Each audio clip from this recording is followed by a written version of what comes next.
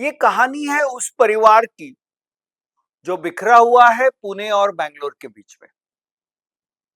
राहुल नामक एक व्यक्ति 25 साल से भी ज्यादा अनुभव और इस वक्त देश की एक लीडिंग एफएमसीजी कंपनी में सेल्स एंड मार्केटिंग की बहुत बड़ी जिम्मेदारी निभा रहा है।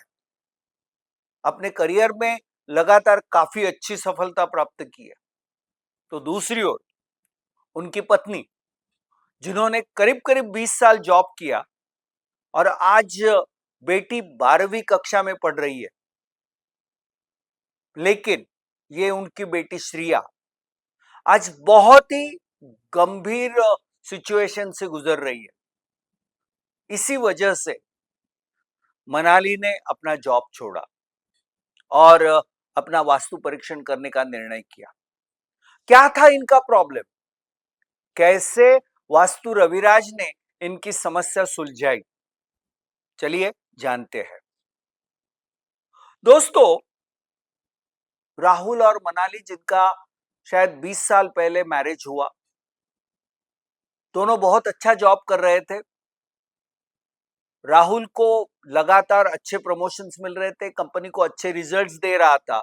परिणाम स्वरूप अलग अलग डेस्टिनेशंस पर, यानी देश में कई जगहों पर उनका पोस्टिंग हुआ करता था और 2 साल 3 साल वो परिवार से दूर भी रहते थे या कभी कभार परिवार साथ में भी रहता था। इस वक्त पिछले 10-12 महीनों से राहुल की पोस्टिंग बेंगलोर में हुई है और पत्नी और बेटी पुणे में है। लेकिन उनकी बेटी एक ऐसी सिचुएशन से गुजर रही है जिसकी वजह से माँ बाप दोनों चिंतित हो गए। दोस्तों, कहानी बहुत रोचक है और वास्तु के हिसाब से अगर बात करूं तो बहुत ही चैलेंजिंग है। हमारे अपने वास्तु रविराज में मैं, डॉक्टर रविराज, कई बार ऑनलाइन हमारे क्लाइंट्स के साथ चर्चा करता हूं।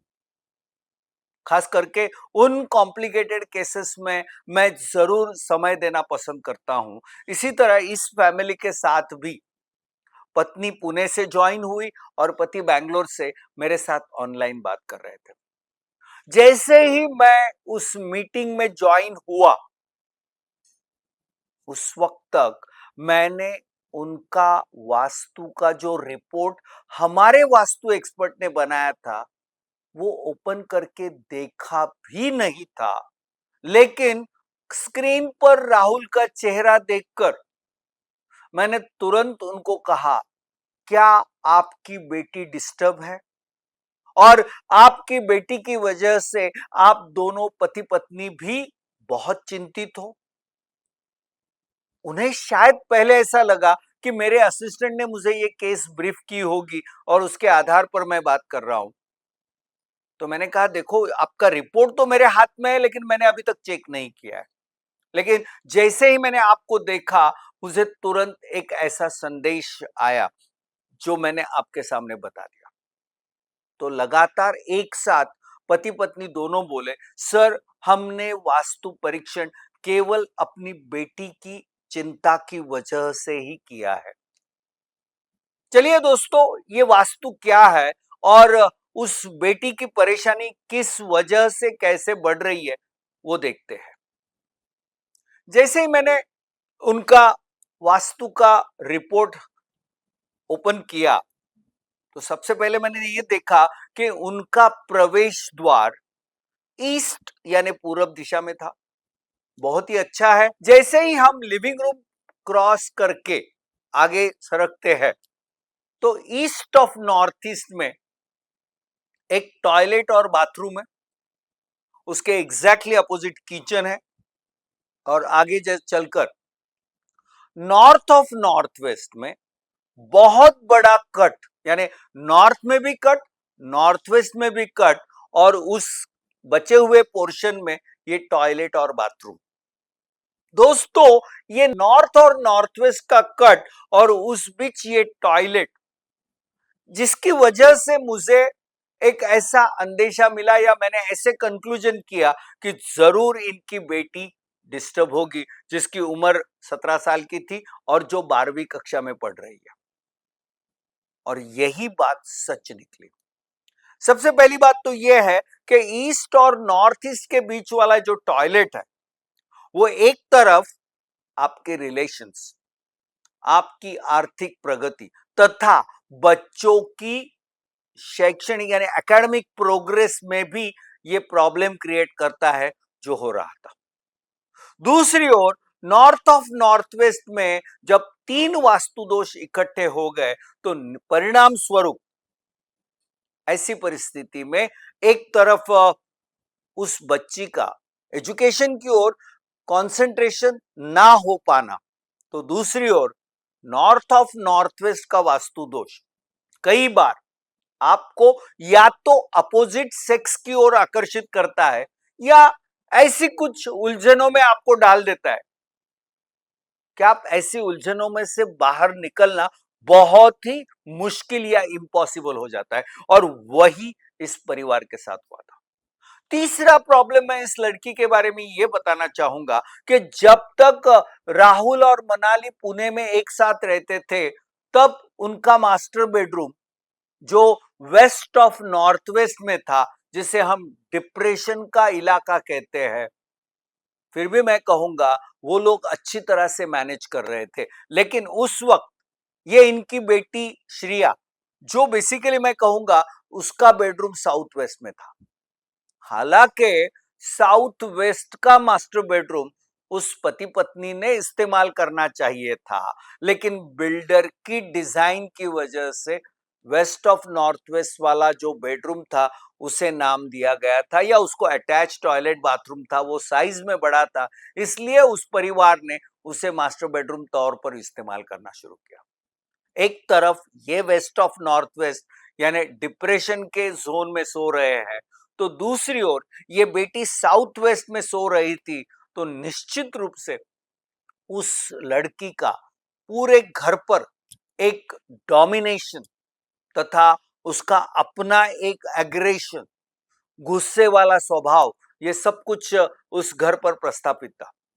और दोस्तों, आजकल मैं आपको बताऊं, ये एक या दो बेटे होने की वजह से और माँ बाप दोनों करियर ओरिएंटेड होने की वजह से ये बच्चे इस सारी इन सारी सिचुएशन का बहुत ही एडवांटेज उठाते हैं।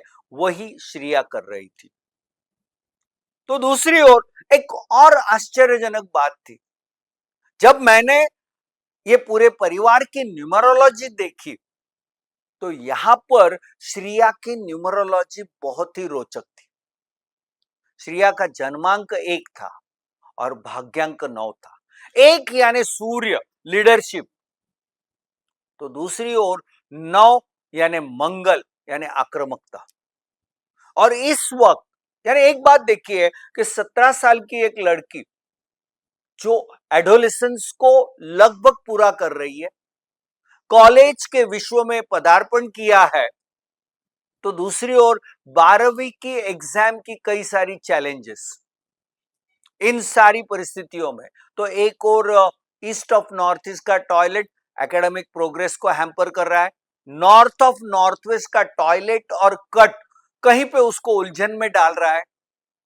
हालांकि जब मैंने उनके माँ बाप से बात की, तब तक उन्हें मालूम नहीं था कि शायद अपनी बेटी कहीं इन्वॉल्व हो चुके। मैंने उनको बताया कि या तो आप उसका सोशल मीडिया या आप उसका इंटरनेट सर्च, ये सारी चीजें देखो, और सबसे बड़ी बात है कि इसके ऊपर आप उसके साथ गुस्सा नहीं करेंगे। मैंने जो उपाय दिए ना, तो मैंने इस उपाय में सबसे पहली बात अगर मैंने उनको ये बताई थी कि आज से आप अपनी बेटी के माँ बाप नहीं है, तो आप उसके फ्रेंड हो, दोस्त हो। एक अच्छे दोस्त की तरह उसके साथ बर्ताव शुरू करो, क्योंकि एक और 12वीं के एग्जाम का टेंशन, दूसरी ओर कई सारी मानसिक उलझनों में उलझी हुई है आपकी बेटी। इसे आपको एक दोस्त के भांति स्लोली उसके साथ अच्छे स्मूथ रिलेशंस एस्टैब्लिश करके आपको उसे इस प्रॉब्लम से बाहर निकालना है।